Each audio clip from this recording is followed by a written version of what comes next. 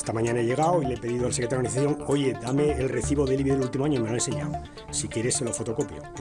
Podía decir aquello de yo no llevo estos temas en el partido, pero desde luego de Génova sí la paga. Ha sido la polémica del fin de semana y sigue. Buenas noches. Todo a cuenta de esa propuesta del Partido Socialista para que las propiedades de la Iglesia paguen IBI. Lo debatiremos, pero sobre todo vamos a hablar de economía. Sí, un día más, pero es que hoy la prima de riesgo ha cerrado por primera vez por encima de los 500 puntos. Vamos a hablar mucho de este asunto. Les presento ya a los periodistas que me acompañan. Carmelo Encinas, buenas noches, hola, bienvenido. Buenas noches, Patricia, muchas Ana gracias. Grau, buenas noches. Buenas noches. José María Brunet, redactor jefe de La Vanguardia. Hola, José María. Hola, ¿qué tal, Patricia? Ramón Pérez Maura, adjunto a la dirección de ABC. Buenas noches, Ramón. Bueno, dejadme, antes de arrancar el análisis de este intenso lunes, dejadme, os decía, que conectemos en directo con Ciudad Real. Una niña de Campo de Criptana está entre los menores fallecidos en el incendio de una guardería en Doha, en Qatar. María Jesús Mora, ¿qué sabemos a esta hora? Hola, buenas noches. Pues lo que sabemos a esta hora es que esta niña tenía 7 años, que se llamaba Isabel Vela y que era de Campo de Criptana, donde mañana se debatirá en pleno si se decretan días de luto oficial. El alcalde de la localidad ha asegurado que en la localidad están muy afectados, que él además es amigo de la familia y que la abuela de esta niña es trabajadora del ayuntamiento. Además, añadía que va a ayudar en todo lo que pueda a la familia. Los hechos ocurrían a eso de las 11 de la mañana. La niña se encontraba en una guardería de un centro comercial de Doha, en Qatar. Además, esto, como decimos, el incendio ocurría en esta guardería y allí se encontraban otros 3 niños de nacionalidad española, los 3 hermanos que también fallecían. En total han fallecido 19 personas y una veintena de personas han resultado heridas por el momento.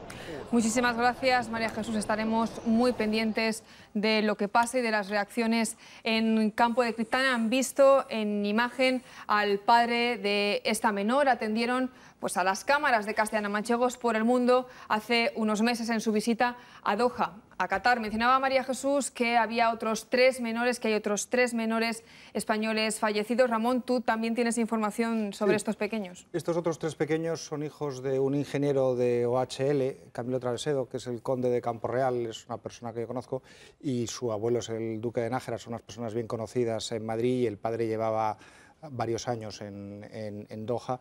Por lo visto, esta semana es una especie de semana blanca en los colegios en Qatar, y es la razón por la que un día como hoy había niños en un centro comercial. Bueno, parece que las medidas de seguridad no habrían funcionado, o lo mismo ni siquiera las hay, porque se está escribiendo que a lo mejor no había ni alarma. Para que la gente se sitúe, Doha es una ciudad que tendrá 1 millón de habitantes, bueno, luego tiene un área metropolitana que puede tener otro 1 millón cerca de habitantes, pero es una ciudad bien organizada, es una ciudad que rezuma dinero, rezuma petrodólares, con buenos edificios, magníficas aceras, magníficos servicios, lo tiene todo, no se explica... Y centros comerciales de lujo. No hay más que ver la imagen del centro comercial para ver cómo es. Centros comerciales de lujo, superlujo. El aeropuerto de Doha, por decir algún ejemplo, es un aeropuerto verdaderamente... Vamos, de lo más que puedes encontrar digamos, en puesta en escena, ¿no? Y a mí me sorprende un resultado tan trágico de un incendio, porque parte de un restaurante que se extiende a una guardería de niños. Verdaderamente me sorprende que no entiendo qué es lo que ha fallado ahí. O sea, allí no hay, por decirlo de alguna manera, allí no hay madera, no hay adobe, allí hay edificios de mármol, edificios bien construidos. De verdad que no encuentro la explicación. Bueno, es una ciudad y un país que exporta capitales, lo vemos incluso en algunas camisetas muy conocidas en el deporte español, ¿no? pero seguramente eso será un país de contrastes. Yo no he estado, pero me lo imagino y por algún relato, ¿no? Ciertamente, claro, es una gran tragedia, sobre todo, claro, esta familia, ¿no? 3 niños, y a mí lo primero que se me ha venido a la cabeza, aparte, claro, esa consideración, en fin, de solidaridad y de pena, pues la reciente candidatura olímpica, ¿no? Lo digo porque si esto hubiera ocurrido antes, también hubiera contribuido a explicar el hecho del descarte de la ciudad, porque ha sido la primera que se ha caído en la lista de las candidatas.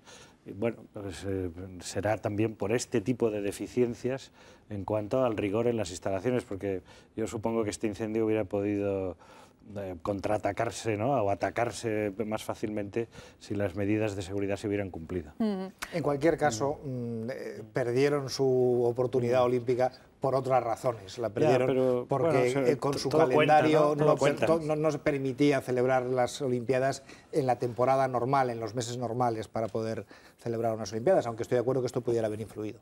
Ana.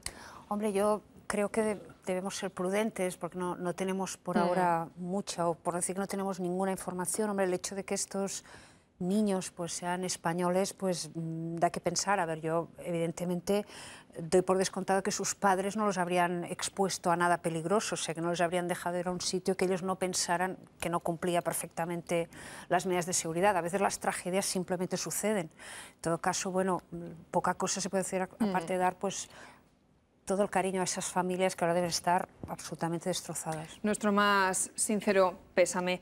Les decía, al arranque del programa, la prima de riesgo ha cerrado hoy en los 511 puntos. Mariano Rajoy ha tratado de desvincular esa cifra de los últimos acontecimientos sobre Bankia. Saben que el viernes por la tarde supimos que la entidad necesitará 19.000 millones. Os pregunto, ¿lo desvinculáis también vosotros? ¿Se puede desvincular? Yo creo que no. No se puede desvincular. No digo que no haya otros elementos, pero a mí me parece que este es un elemento que provoca una gran preocupación por ahí fuera y es el que ha disparado de nuevo por encima de cualquier otro la prima de riesgo. ¿Qué sensación estamos dando? La de previsión, cero.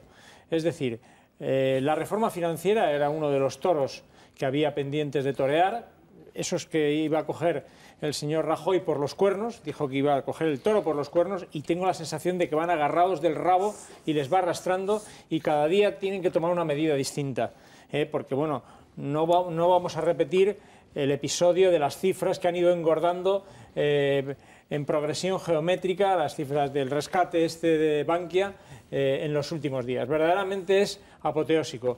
Yo voy a decirlo, algo que por más que se diga, no se dice lo suficiente. Esto hay que hacerlo. O sea, realmente no podemos dejar que Bankia se hunda, pero tampoco podemos dejar de pedir responsabilidades de la gente que ha gestionado esto, si ha habido algún tipo de malversación o ha habido una mala praxis o ha habido alguna temeridad. ¿Qué es lo que ha pasado aquí? Esto de dejar pasar esto sin explicación ninguna, me parece que no nos lo merecemos.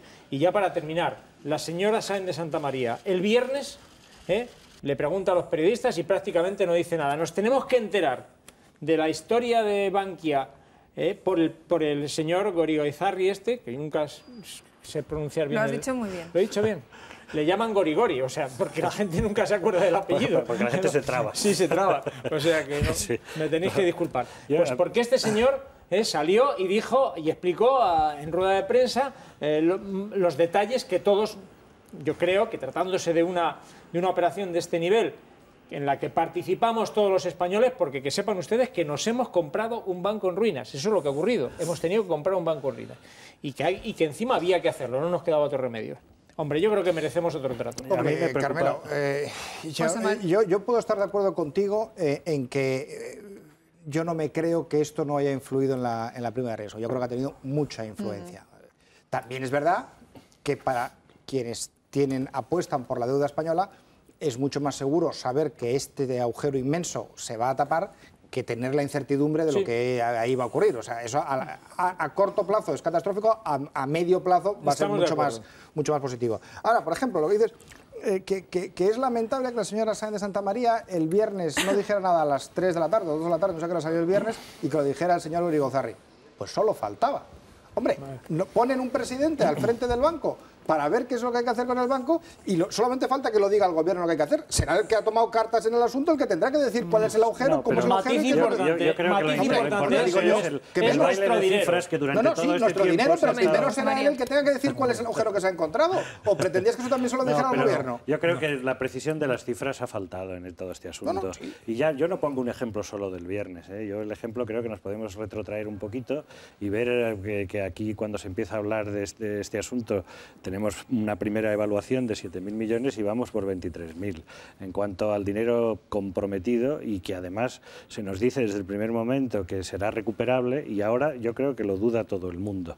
De todas maneras, de la secuencia de los últimos acontecimientos, a mí lo que me preocupa es el hecho de que el presidente, creo que en una buena decisión, comparece en la sede del partido, da igual que lo haga así o en Moncloa, pero que su presencia y sus mensajes de tranquilidad, que yo creo que es a lo que legítimamente aspiraba, a transmitir tranquilidad, no logran el objetivo inmediatamente. Es decir, el hecho de que transcurran horas y no haya una reacción positiva, en primer lugar de los mercados, pero tampoco ningún mensaje fuera de España que nos haga pensar que realmente el Banco Europeo o que las autoridades, en definitiva, concernidas, van a tener algún tipo de actuación de ayuda hacia España, pues a mí me hace pensar que no es solo el fantasma de Grecia, que también juega. Yo creo que hasta que no se aclare el panorama en las próximas elecciones de Grecia vamos a tener ciertamente un acompañamiento de incertidumbres máximas, porque no se sabe muy bien cuál será el futuro del euro.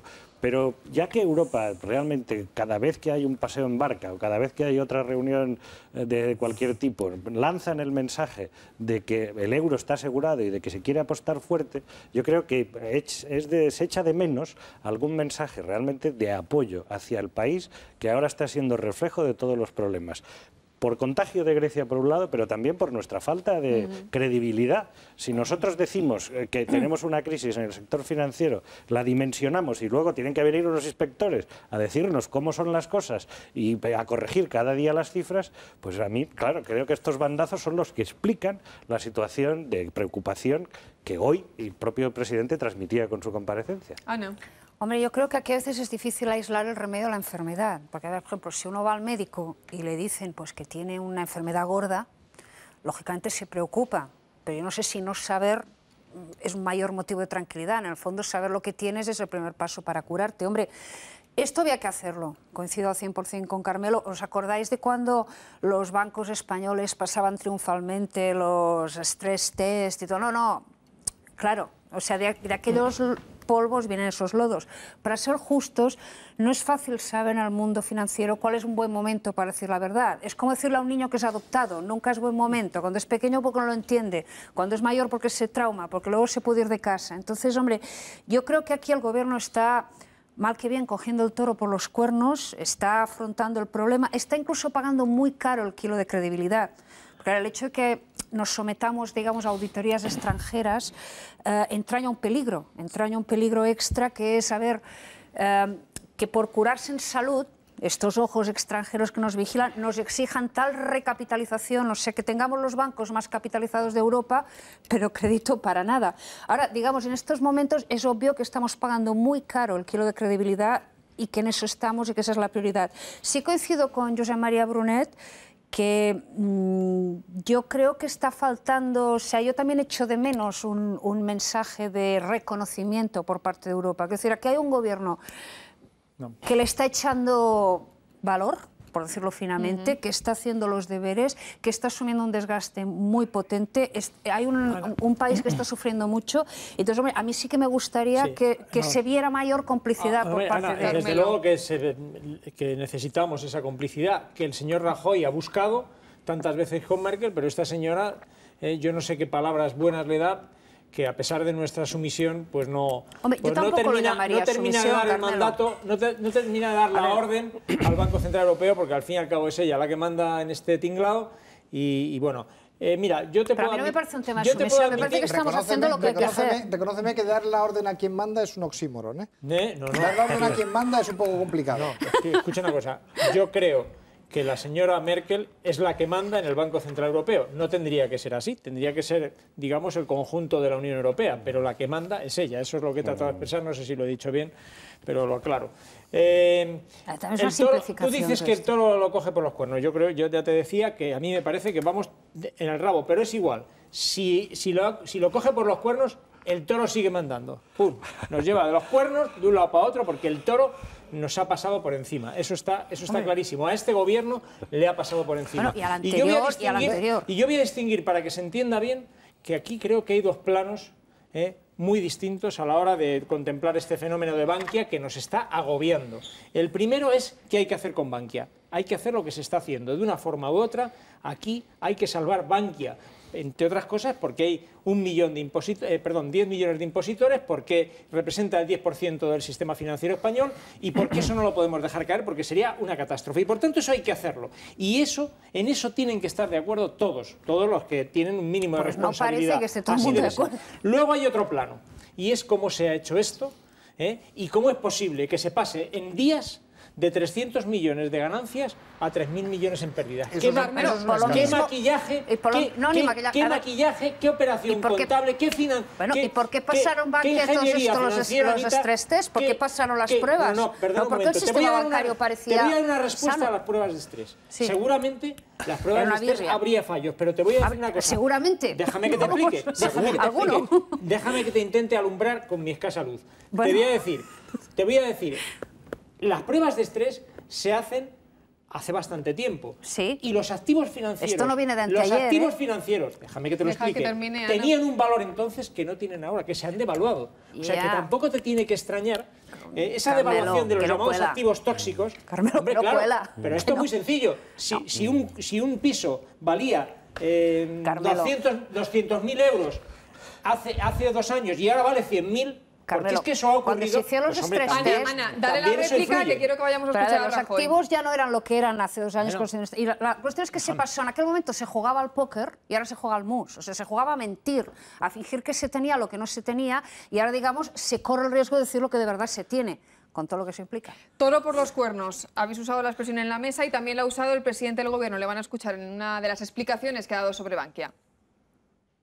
Esa entidad, cuando ya esté saneada, cuando ya esté recapitalizada, cuando ya esté financiada y siendo como es la primera entidad financiera de España, se va a vender y por tanto se va a recuperar la inversión que hace en este momento el Estado. Pero la alternativa a esto era no hacer nada, es decir, era quebrar. Y por tanto lo que hacemos, si se me permite la expresión, es coger el toro por los cuernos. No podemos dejar que una entidad financiera se coloque en una situación imposible, porque eso afecta al conjunto de nuestro país. Por el otro lado. José María.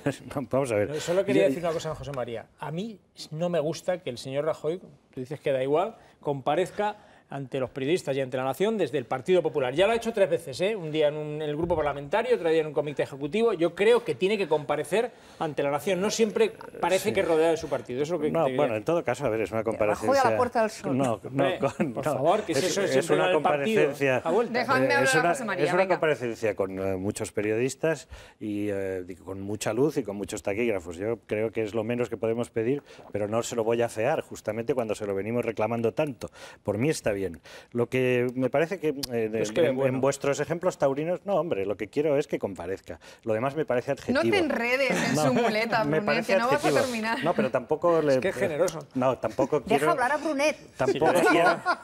Tampoco quiero que parezca que no le escucho, si yo le escucho con atención, solo que a veces se alarga un poco.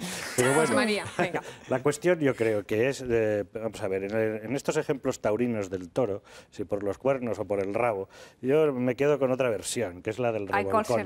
¿Qué es la del revolcón? No, yo creo que en este asunto de Bankia nos estamos llevando un revolcón. Se lo está llevando el país, no solamente los accionistas de Bankia, que eso se llevan cornada además, ¿no? A estos los han empitonado. Pero los demás, yo creo, y probablemente nos costará mucho controlar este toro desbocado, que nos puede dar algún otro revolcón. Y ahí es donde, bueno, me permito matizar algunos de los ejemplos que hemos puesto en la mesa. Yo creo que desde que ingresa en la UBI, desde que se le lleva al médico de urgencias a Bankia y al conflicto que representa, los errores de diagnóstico son muy importantes, porque le tenemos en el box, le tenemos con respiración asistida y ahí deberíamos acertar a la primera. Y claro, le damos unas dosis de arreglo desde el principio que no son las que el enfermo necesitaba y estamos haciendo muy mal papel como país. Yo creo que lo que explica ahora la reacción de los mercados y que la famosa prima de riesgo esté disparada y disparatada es el hecho de que tenemos poca credibilidad. Si la estamos estábamos pagando más o menos cara. Hombre, yo hubiera querido que la entrevista del viernes pasado entre el señor presidente y el señor líder de la oposición sirviera para recomponer un poco más discurso, por ejemplo. Eso nos podría ayudar. Luego vamos a hablar de esa entrevista. Yo sí que creo que la secuencia la montan muy mal. Es decir, se ven un viernes por la tarde a las 7, cuando el país está concentrado, seguramente pues entre Eurovisión, la final de la Copa, no sé qué, eso ya, digamos, le da un cierto marco de atención pública. Pero no solo eso, sino que al día siguiente aparece el señor del nombre impronunciable, Goiri Golzarri, creo. Lo has dicho peor que yo. Sí, Goiri Golzarri. Es que fíjate, no hay como ponerse retos. Entonces, y claro, la versión que da de los hechos y de los acontecimientos y de las necesidades, pues hace que vuelva a temblar el edificio. Y además, con otro tipo de argumentos que yo creo que al país no le dan tranquilidad, que son los de: yo no he venido aquí a pasar cuentas con el pasado. Hombre, si usted acaba de abrir la puerta, cuéntenos lo que se ha encontrado, cuéntenoslo. Ya sabemos que usted no es el fiscal general del Estado, pero el fiscal general acaba de decir que toma nota y que investigará y que de muchos desastres de la banca tendrán que responder pero esto que quienes decía... los provocaron. Perdona, acabo. Sí. La gente que es responsable de esta situación también tiene que dar la cara y tiene que ir al Parlamento. Esa carta que el señor Fernández Ordóñez ha mandado al Congreso, hombre, se la tendrían que haber contestado ya, dándole día y hora para que vaya. Y no solo él, al señor Rato, que yo creo que en este país tenía una carta muy buena y la sigue teniendo en cuanto a hoja de servicios del pasado, yo quiero verle sentado en el Congreso de los Diputados explicándole, en mejor escenario que el de una rueda de prensa en la sede de su partido, ahí estaríamos con Carmelo, a la soberanía nacional, ¿qué ha pasado en todo este asunto? Yo quiero escuchar a estos señores. Es absolutamente inexplicable. Bueno, es explicable. A mí me parece que el hecho de que no comparezca o que no dejen de comparecer con carácter de urgencia al gobernador del Banco de España cuando se le ha estado desviando toda la culpa hacia él. Porque no hay que olvidar que el Partido Popular, que no digo que no tenga una responsabilidad, pero evidentemente el Partido Popular se ha dedicado a desviar toda la culpa, se ha esforzado mucho en satanizar al gobernador del Banco de España. Hombre, tendrá la culpa que tenga, pero ¿qué sentido tiene que tú señales a un culpable machaconamente y luego no te interese que comparezca a sus explicaciones? Evidentemente, porque las explicaciones probablemente no gusten al gobierno, no gusten al Partido Popular. Eso me parece cuanto menos una tomadura de pelo a la gente. Esa es una hipótesis que tú estás legitimado para tener en tanto en cuanto efectivamente no se le permita comparecer. Yo creo que en esta crisis que estamos viviendo, la parte peor gestionada y de la que se le puede culpar al gobierno es de no haber actuado con la suficiente claridad. Ahora, como tú estabas haciendo hace un momento, Carmelo, echarle la culpa de que les está arrastrando el toro en lugar de haberlo agarrado por los cuernos, me mire usted, el toro se les ha llevado por delante porque no se habían tomado ninguna medida antes de que llegaran. Pero desde que han llegado se han puesto a tomar medidas. Ramón, ¿tú tienes la impresión de que están dominando el problema o que el problema les está dominando a ellos? Dímelo, probablemente no han sido capaces de dominar el problema. Ahora, es que a lo mejor el problema tampoco es tan fácil de dominar de un día para otro. ¿Sabes qué pasa? Que no traían el trabajo hecho desde la oposición. Hombre, por Dios. No traían el trabajo hecho. Perdona, lo que no traían eran las verdades porque les habían mentido. No, claro, es que les habían dado unos datos... ¿En esto quién les ha mentido? ¿Rato? Les han dado unos datos... ¿Su amigo Rato les ha mentido entonces? El gobierno que fue el que obligó a fusionar esos dos bancos, esas dos cajas, Bancaja y Caja Madrid, ¿quién las fusionó? Bueno, pero primero... Y lo aceptaron los gestores. Caja Madrid, Caja Madrid, el gobernador del Banco de España, una caja controlada por el Partido Popular. Bancaja, otra caja controlada por el Partido Popular. Y Rato, el señor Rato, que era digamos la estrella del Partido Popular en materia económica. Hombre, y le vamos a echar la culpa al Partido Popular. Controlada por el Partido Popular, pero con muy notorios socialistas en el Consejo de Administración. Sí, sin duda. Pero quien manda era Rato. Yo no creo que el señor Virgilio Zapatero se dejara mandar en nada, Ramón. Para decirlo muy gráficamente, a la economía española le ha pasado como la madrastra de Blancanieves en cuando se le acaba la magia. Se ha desaparecido el botox, el lifting, el maquillaje y vemos su horrible cara al natural. Eso es así.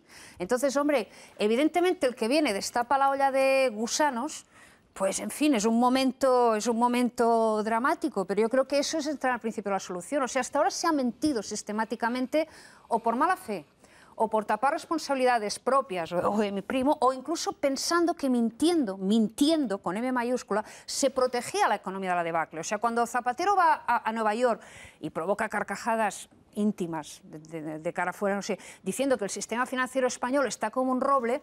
A ver, yo quiero creer que lo hizo de buena fe, pensando que era lo mejor que podía hacer por su país aquel día. Claro, también en el momento en que uno cambia de estrategia, dice, se acabó lo de mentir y ahora vamos a aflorar los datos, claro, es un momento que pilla con el pie cambiado a mucha gente, incluido el señor Rodrigo Rato. A ver, yo creo que es una noticia positiva que nos estemos enfrentando a la verdadera cara de nuestra economía. No es fácil, estoy de acuerdo en que hay que depurar responsabilidades, pero también creo que no es el momento de entretenerse en pim pam pum y tirarse el chinas al hombro.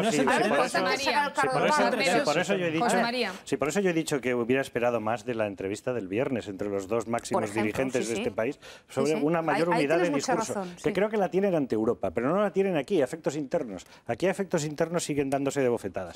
Yo de todas maneras creo, Ana, que cuando, a ver, el famoso viaje este de Zapatero a Nueva York, que tú estabas allí y lo pudiste ver y por tanto tienes una impresión muy directa, pero seguramente la situación de la economía española también era diferente. Yo recuerdo un Zapatero que gobernó con superávit. La economía española, antes de que la crisis famosa de la burbuja inmobiliaria estallara, primero en otros países y luego aquí, por lo mal que se había... No te estoy hablando del año 2004, no, tampoco. Te estoy hablando del año 2008. Bueno, pero en 2008 estaba empezando este tsunami. No, pero, a ver, si yo lo que creo es que no podemos comparar lo que se hacía entonces, que ya Zapatero además pagó un precio, no ya por lo que dijo ese día al principio de la crisis en Nueva York, sino por toda la continuidad de sus mensajes y por cómo tuvo que corregirlos de una manera radical en un momento dado, pero ahora yo creo que la situación era distinta. Aparte de que los que gobiernan ahora, creo que tenían otra perspectiva y otras, digamos, compromisos con los que pidieron el voto. Yo recuerdo que se decía,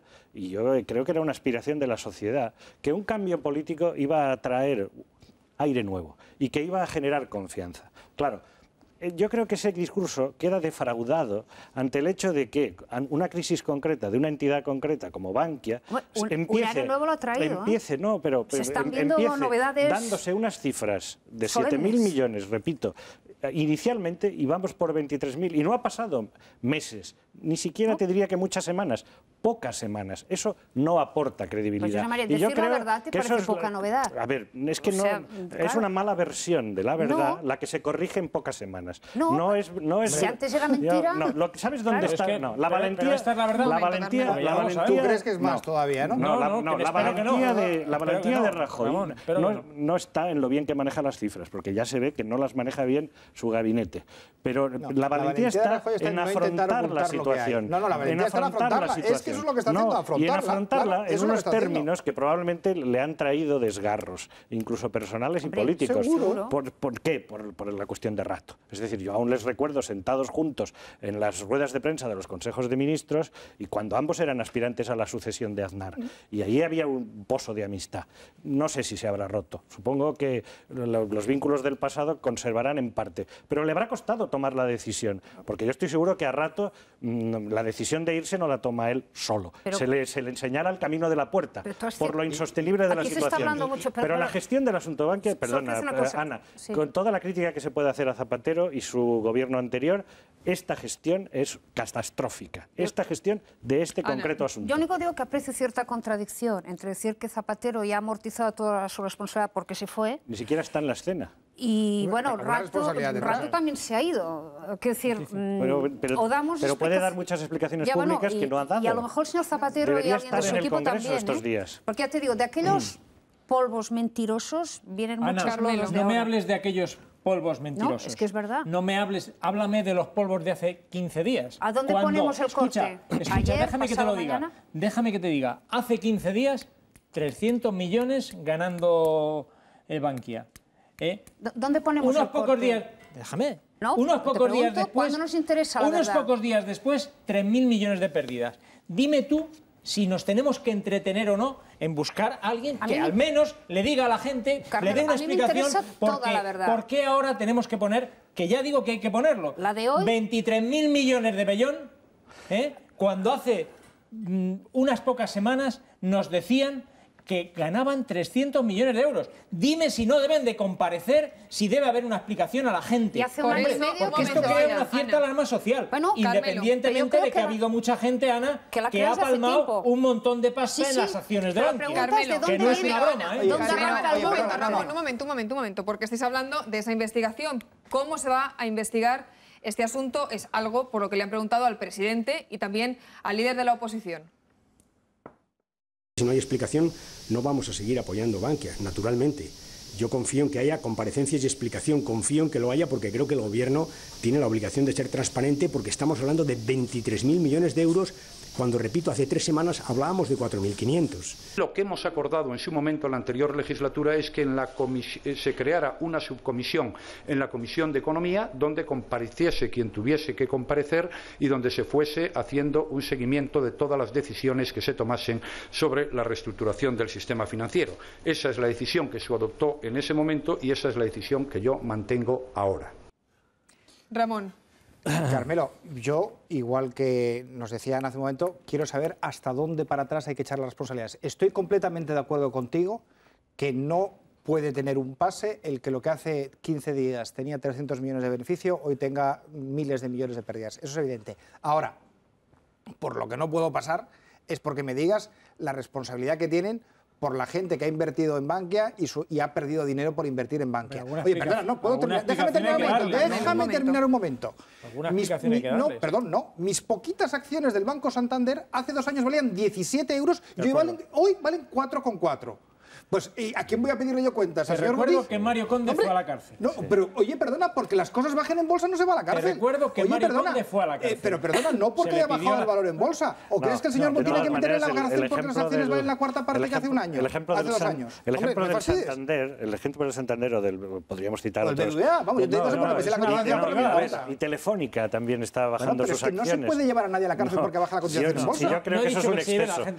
Yo quiero saber, simplemente saber, y creo que la gente... Quien apuesta en bolsa puede ganar o que la perder. gente, sí, lo sé, todos hemos invertido alguna vez algo, aunque sean 2 duros en bolsa, y lo hemos palmado, hemos ganado un poquito. Yo casi siempre palmar.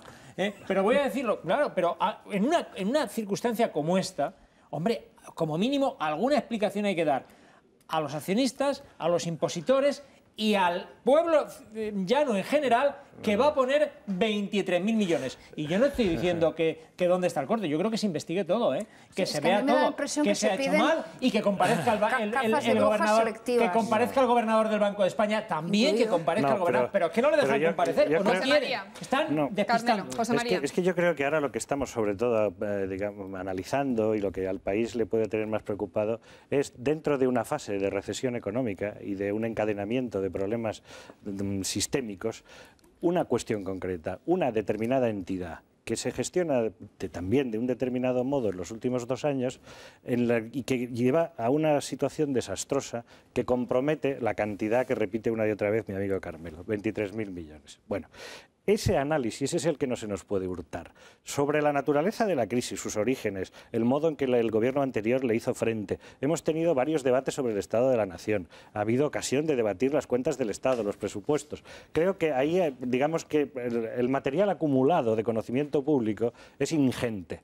Mientras que respecto de la crisis ahora actual, que compromete nuestra credibilidad internacional, el material acumulado es muy escaso. Siendo así que el menor de los datos es el contraste que aprecia una auditoría de la empresa o de la sociedad Deloitte, ni siquiera la aprecia el Banco de España, en la que se nos dice que los beneficios supuestos alegados de 300 millones no son tal y que realmente lo que existe es unas cuentas en rojo por valor de 10 veces más, de 3.000. Claro, esta crisis concreta, que ya digo que compromete ahora mismo nuestra credibilidad, es la que no puede hurtar respuesta, es la que requiere un análisis más en profundidad. Sobre cuándo empezó el drama de los 6 millones casi, no sé, bueno, ya la última cifra no me la sé, 5 y pico de parados, ya hemos debatido mucho, lo conocemos, sabemos todos... tienen derecho a saber los accionistas. Aquí les estaban contando una milonga. No se improvisa. Ahí tienen derecho a saber los accionistas. Termina, José María. Yo creo que aquí no se puede hablar de que se ha abierto respecto de Bankia ninguna caza de brujas. Yo creo que lo que sí hay, y a esto lo hablo en favor del Gobierno, lo digo en favor del Gobierno, una decisión política de mucho calado en el sentido de hasta aquí hemos llegado.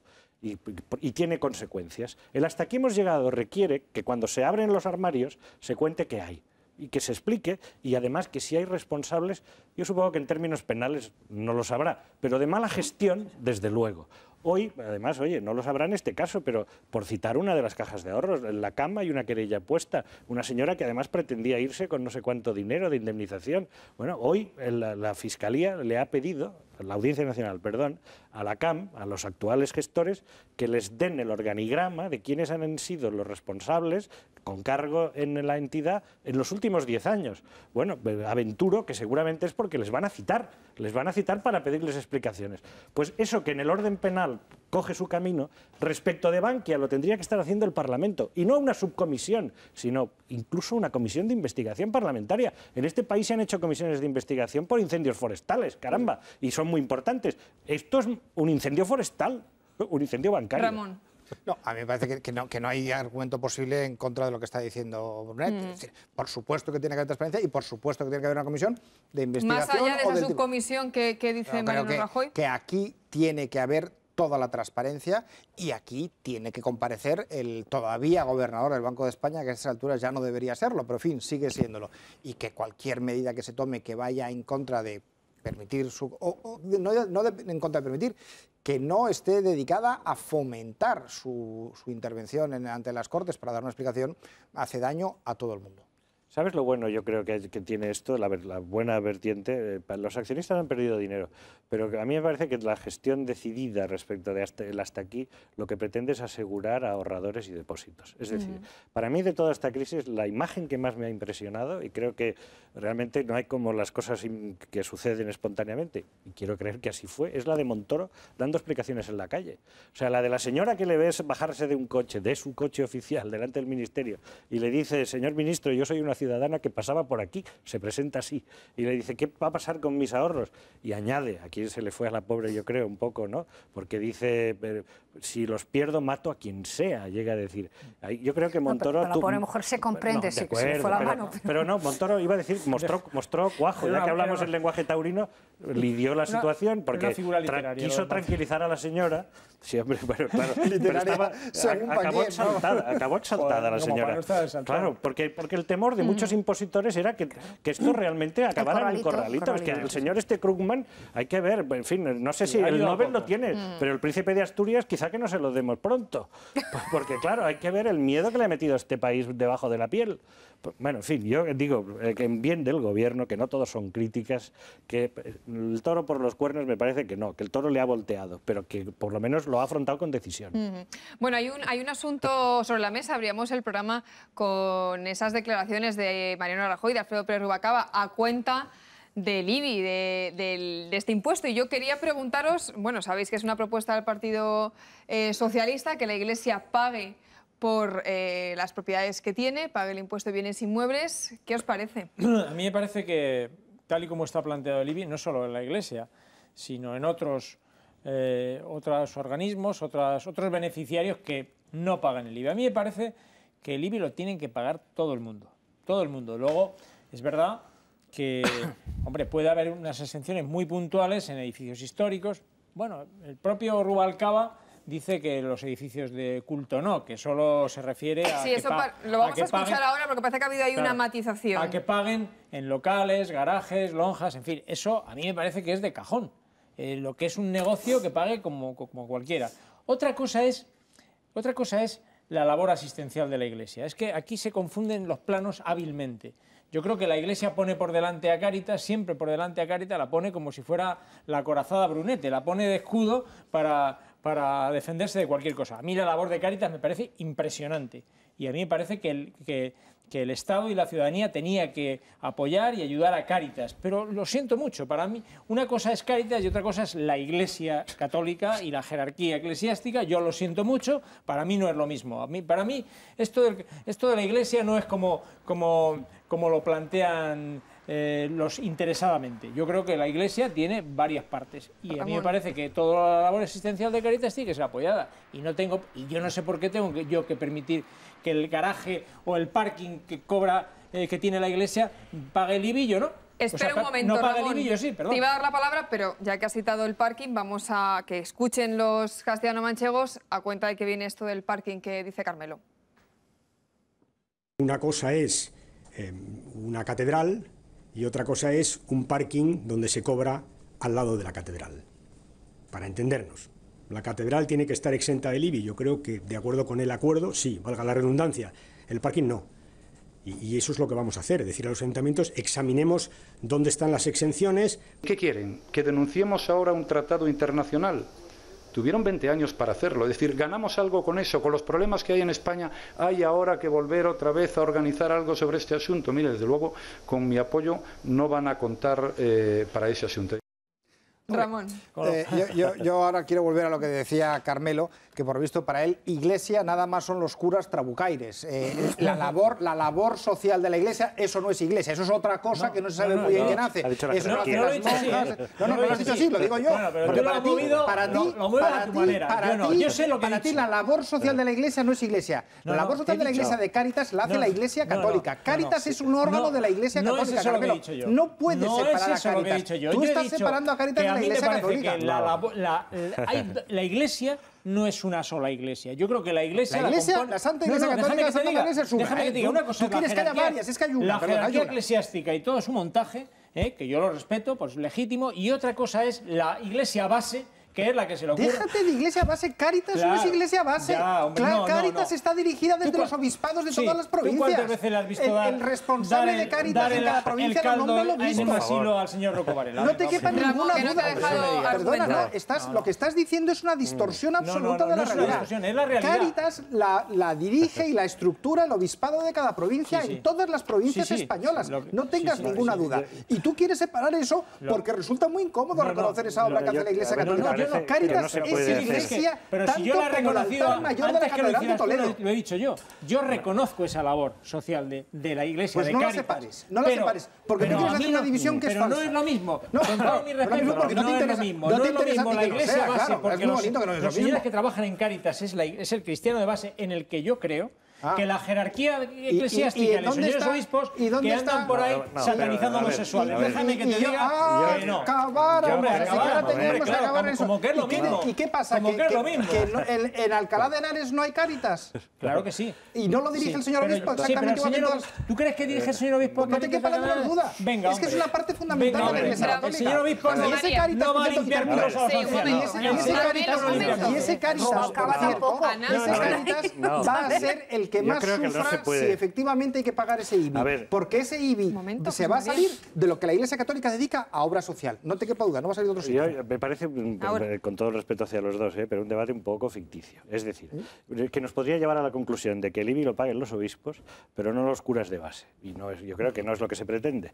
Y además, yo creo que realmente el PSOE saca a destiempo este asunto, no solamente por las razones dadas hoy por el propio presidente, que les decía, oiga, ustedes han tenido 20 años para hacer esto, en las últimas, digamos, legislaturas 8, sino por la propia naturaleza de lo que se propone. Vamos a ver, el parking de al lado de la catedral, estoy convencido de que muchas catedrales de España lo que se saca de ello no es para pagar banquetes del obispo, es para pagar el mantenimiento de la propia catedral. El patrimonio artístico español en manos de la Iglesia es ingente. Creo que además la preocupación de la propia Iglesia y público del Ministerio de Cultura tendría que ser muy elevado, porque es un auténtico bien para el país. Sus bienes religiosos y lo que significan para nuestra historia, para el conocimiento del país, bueno, y para el propio orgullo de este país tan machacado por tantas otras cuestiones, ¿no? Yo creo que la labor de Cáritas es encomiable, claro que sí, pero que no se puede marcar una división. Es decir, hasta aquí la jerarquía con sus lujos y aquí pues, el cristianismo de base con su sacrificio. Yo creo que todo cuenta y que todo viene de las mismas fuentes. A mí, para que me tome en serio esta propuesta, querido Carmelo y querido Ramón, la Iglesia, el partido proponente me tiene que demostrar que combate un privilegio excesivo. Es decir, si realmente me demuestran que el IBI es injusto socialmente y que con los recursos que se pudieran obtener del pago del IBI de los famosos parkings, ya querría saber yo cuántos tiene la Iglesia, locales y pisos, pero si con eso realmente, Carmelo, se me demuestra que se pueden tomar medidas de redistribución de la riqueza, pues podremos planteárnoslo. Pero si vemos la lista de entidades y asociaciones que no pagan IBI, no sé por qué hay que excluir a la Iglesia de ellas, porque fundamentalmente la exclusión viene dada respecto de las entidades que no tienen ánimo de lucro. Bueno, ya lo que me escandalizará si el instituto no figura ahí. Pero si no están entidades de ese tipo y realmente son sin ánimo de lucro y hacen un bien social, oye, mira, el IBI, el alcalde de Lleida, perdón, que es del Partido Socialista, hoy ha dicho que él que no se lo lleven, ¿no? Y que él sabe que la Iglesia en su ciudad hace muchas cosas importantes para las que no quiere detraerle medios. Y él no va a aplicar esa revisión de tasas que pide Rubalcaba a los alcaldes del Partido Socialista. PSC-PSOE. Bueno, eso no Hombre, quiere decir yo nada. lo que creo, sí, a ver, aquí en este debate ya falta mucha más transparencia, porque yo sospecho que a la Iglesia le pasa como a los catalanes, que todo el mundo se cree que somos ricos, y la Iglesia también, ¿no? Porque claro, ves un baile de cifras delirantes. Si hay quien dice que si la Iglesia se le aplicara al IBI, eso significarían pues unos 100 millones para las arcas públicas, hay quien habla de 3.000 o 4.000, claro. Así es difícil aclararse. Así que arreglamos lo de Bankia. Sí. No, a ver, yo lo que creo, ahí coincido bastante con Brunet, o sea, a mí no me parece serio plantear esto la Iglesia, no. O sea, yo me consideraría mucho más seria una propuesta de este calibre, se refiere a todas las entidades sin afán de lucro, ONGs incluidas, entre otras cosas porque esto nos llevaría a abrir un debate de gran calado, que es, a ver, si por ejemplo decidiéramos eliminar todas las exenciones del IBI a todas estas entidades, muchas de ellas con labores sociales, no solo la Iglesia, no solo Cáritas, de voluntariado, significaría que estamos apostando por recaudar más y dejarles menos margen de maniobra para la acción social independiente del Estado, con sus ventajas y sus inconvenientes. Bueno, pues en un momento en que el estado del bienestar parece a veces que se nos desmigaja entre las manos y hemos visto casos dramáticos de gente, pues extranjeros que se quedan sin tarjeta sanitaria, pues a lo mejor Cáritas, y no solo Cáritas, una ONG y tal llegan donde legalmente en un momento dado puede no llegar al Estado ni queriendo. Entonces, a ver, yo creo que eso es un debate de gran calado que no habría que reducirlo a una juerga verbal, quema conventos por un lado, quema conventos por el otro. O sea, realmente entrar, si queremos apostar por un modelo de que todo el mundo pase por caja y, digamos, cada duro que haya para acción social pues quede en manos del Papa Estado, o si queremos, digamos, dar un poquito de vidilla, Ana, no solo a la Iglesia, insisto, y ahora plantearlo solo como la Iglesia se les ve un poco el plumero. Yo creo que lo de quemaconventos nada, y además yo he dicho al principio que no es la Iglesia, sino todo, que es que, o sea, así de claro, ¿por qué todo lo venden? el mundo... ¿Por qué dice la Iglesia? Déjame que te diga, todo el mundo, primero porque es una labor de registro, para empezar, todo el mundo tiene que retratarse con la Iglesia. Otra cosa es que luego el Estado tenga deferencias obligadas con aquellos que hacen una labor social. A mí eso sí me parece importante. Con Cáritas, porque estamos hablando de Cáritas como si Cáritas recibiera de la Iglesia Católica una cantidad de dinero. No, perdón, no te equivoques. ¿Cómo que no? Perdona, déjame que te diga. Del Circo del Sol no la recibe. Cáritas la sostienen los fieles. No te equivoques. ¿Y la Iglesia quién es más que los fieles? No, perdona. Ah, yo no soy por Iglesia. Eso yo he distinguido. Yo no soy Iglesia. Claro, ¿sabes? Por eso yo he distinguido. Soy Iglesia, claro que por eso, soy. querido Ramón, yo he distinguido entre la jerarquía eclesiástica, lo que es la estructura de la Iglesia, la estructura administrativa de la Iglesia y los fieles de base. Es que eso es lo que he tratado de decirte al principio. Yo te agradeceré que no mucho me has querido entender. Yo te agradeceré mucho que no me consideres eso que te llamas fiel de base. Pero porque déjame parece que tú por fiel de base te referías a otra cosa en la que ahora me estás apuntando a mí, y yo con las que tú te referías déjame que te estoy. diga que así te lo he planteado antes y creo que he establecido que tú no compartirás, tú te sentirás muy en sintonía con el obispado, pero yo creo que hay mucha gente en la Iglesia que tiene otra forma de entender su creencia. Una pregunta. Sí, pero está sometida al obispado. Si eres Iglesia, aceptas la autoridad. Esto que estoy diciendo no lo digo para la Iglesia Católica, lo digo Carmelo, para todas las cualquier iglesia, iglesias, Carmelo, de todas las, sinceramente que yo lo creo. tengo una pregunta, porque antes decía José María, el Partido Socialista saca este debate a destiempo. ¿Y por qué lo saca? ¿Por qué ahora? Bueno, yo la verdad es que no tengo una respuesta, habría que preguntárselo a los dirigentes del Partido Socialista, pero me parece que están teniendo dificultades para que sea entendido el mensaje. Yo, además, mira, ahora en Madrid se le ha dado la medalla no de la comunidad, sino del propio municipio, creo, a un sacerdote, al padre Garralda, es jesuita. Sí. Bueno, lo digo por la cuestión de los pisos. Claro, la fundación que él dirige tiene, entre otros, pisos, donde se atiende a gente que ha sido drogadicta. Claro, yo creo que a entidades de este tipo le haces una auténtica mala pasada si le haces pagar el IBI, porque probablemente están muy faltas de recursos. No, lo digo por lo de pisos. Eso no es el orden. Es que parece, perdona, Carmelo. Para que no haya trampas tienen que pagar el IBI. Lo que tiene que hacer el Estado es poner dinero y ayudar a esa gente que lo merece porque hace una labor increíble. Entonces, pero como el Estado no tiene dinero, mejor que lo siga haciendo la iniciativa privada, ¿no? El Estado parece que se lo gasta en otras cosas. Venga, José María. Siguiendo el procedimiento de Carmelo... ¿Tú no sospechas que el Estado se lo gasta en otras cosas? Un momento, Carmelo, Ana, por favor. yo creo que siguiendo el procedimiento que propones, lo único que hacemos es complicar el Estado, eso que tantas veces se critica de la cuestión autonómica. ¿Verdad? Sí, porque dice, primero que paguen todos y luego ya veremos quiénes tienen que estar exentos. No, yo creo que es más fácil definir quiénes, por la naturaleza de la labor que llevan a cabo, tienen derecho a esa exención. Por la naturaleza, porque no hace falta mandarles a los inspectores de Hacienda. En un piso donde tienes exdrogadictos, yo creo que hay poco que discutir sobre la labor social. Perdona, yo los tengo en mi vecindario, caramba. Lo que hay que discutir es que no se les deje solos y se les ayude desde el Estado cuando hacen esa labor. Eso es lo que hay que hacer. Carmelo, pero eso es una ayuda. Que la ciudadanía entera ayude. Mira, yo recibo una factura del IBI cada año que me pone a temblar cuando llega en octubre. Y yo soy un particular y, bueno, sé que tengo que contribuir al sostenimiento del ayuntamiento, pero a los vecinos del primero, si les llega el mismo recibo, sé que les hace un daño que el Estado no tiene por qué primero causar el daño y luego repararlo por otra ventanilla. Es mejor que de entrada no se haga. Porque hay gente que da dinero a Cáritas que nunca se lo daría al Estado. Que algunos que a lo mejor dicen estar haciendo una labor que no están haciendo, se beneficien de bueno, o al revés, porque Carmelo, todo el dinero que le das yo cuando doy un euro a Cáritas sé a lo que lo doy. Cuando meto un euro al Estado no sabes a dónde va. ¿Qué, hombre? No sé, la Iglesia Católica, déjame que se lo dé la Iglesia Católica, porque yo me fío de lo que haces, yo sí me fío. Ana Ramón, Carmelo, silencio. José María. No, donde se pueda hacer un censo de locales de la Iglesia, en los que haya una actividad lucrativa que lleve realmente luego, pues no a lo que hemos dicho, a la reparación de las viejas catedrales, sino que signifique un lucro para la Iglesia y para su organización, ahí se puede discutir. Si tú quieres que le pongamos el IBI... Habría que ver si el parking se utiliza para eso. Termina, José María, si tú quieres que a la sede de la conferencia episcopal, porque es la jerarquía y además se mete con los homosexuales, le pongamos el IBI por hacer todas esas cosas, pero no tiene nada que ver con el dinero. Porque se mete con los homosexuales y otras cosas. Es que luego lo citabas.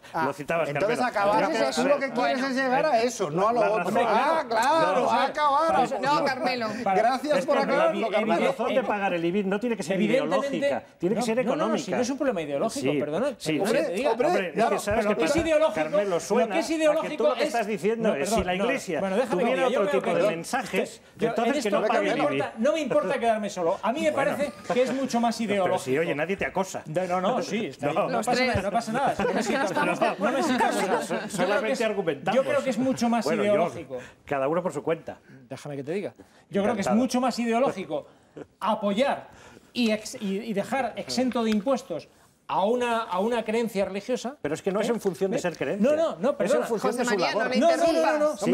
No, así debería de ser. Así debería de ser. No, si eso es lo que digo yo. Eso es lo que debería ser, pero no es. No es por ser como reconoce el propio Rubalcaba, no es por ser lucrativo. Los templos y lugares de culto ni siquiera los discute, porque eso está en el concordato y como bien le ha dicho Rajoy, ellos no se molestaron en 20 años en tocar nada. Perdón un segundo, déjame terminar. Y esa otra parte no habla de denunciar eso. Perdona, y por eso te digo que eso no. Pero esa otra parte de la labor social es parte de la labor de la Iglesia y es labor social. Y ahí es donde le vaya a caer, porque esos no son lugares de culto. Carmelo, estamos llegando al final, por favor. Y es que quiero pediros una reflexión previa a esa reunión que mañana hay en Londres sobre el conflicto con los pescadores en Gibraltar. ¿Creéis que nos vamos a venir con una solución, Ramón? No. ¿Pides brevedad? Es que no hay ninguna posibilidad. Esto es un paripé más de los que hay que hacer cada cierto tiempo. El día que se pueda solucionar algo en Gibraltar, lo sabremos cuando ya esté solucionado. No nos enteraremos de ninguna de las reuniones. Sí, esto parece un poco el conflicto, salvando muchas distancias, gracias a Dios, de Israel y Palestina. Es unas perpetuas tablas, o sea, parece que las diplomacias española y británica a duras penas llegan a contener el conflicto e impedir que vaya más, pero nunca que vaya menos, de momento. Yo creo que van a venir con un acuerdo, porque ya está precocinado. ¿Sí? Pese a que esta mañana ha habido incidentes todavía. No, te voy a decir, las declaraciones del señor García Margallo son muy claras. Él ya dice que, ya ha dicho que de esa reunión de mañana martes va a salir un acuerdo para que se negocie el tema al nivel de la negociación con las cofradías de La Línea y Algeciras con el gobierno de Gibraltar. Eso es lo que van. Lo que va en realidad a hacer es buscar un apaño para que no ocurra lo que está ocurriendo. Un apaño, va a ser un apaño, porque el conflicto permanece. El conflicto es un conflicto de soberanía de las aguas que está sin resolver, porque nosotros no creemos que tenemos derecho a esas aguas. Ellos creen que tienen derecho a milla y media, cosa que es absolutamente absurda, como muchos solo podrían tener derecho a media milla, pero es igual. Ellos lo mantienen y al final esto se apaña con un acuerdo para seguir conviviendo, que es lo que había. El acuerdo del 99 era un acuerdo para seguir conviviendo. José María. Yo creo que, es uno de estos roces periódicos que en sí mismo, como problema concreto, encontrará solución. No sé si mañana, pero en breve. Lo que es muy difícil que encuentre solución es los problemas endémicos y que, en fin, históricos. Yo creo que ahí no lo han conseguido ministros de Exteriores, ni de unos gobiernos ni de otros, y ahí si lo que preguntas es sobre la cuestión de fondo, la respuesta es no. No hay solución a corto plazo. Para el problema pesquero sí. Y oye, lo que hemos generado es una nueva expresión que la podemos utilizar para muchas otras cosas. Roce de cascos. Roce de cascos, efectivamente. Eso ha pasado esta mañana en las aguas de Gibraltar. Bueno, yo espero mañana poderles contar que por lo menos el asunto con los pescadores se ha solucionado. Ana Grau, muchísimas gracias. Ramón Pérez Maura. Gracias a ti. José María Dunet, Carmelo Encinas, gracias. Y a ustedes les dejamos en buena compañía, la de los vecinos de Zorita de los Canes, en Guadalajara, y de Los Salares, en Toledo. Gracias por estar ahí. Adiós.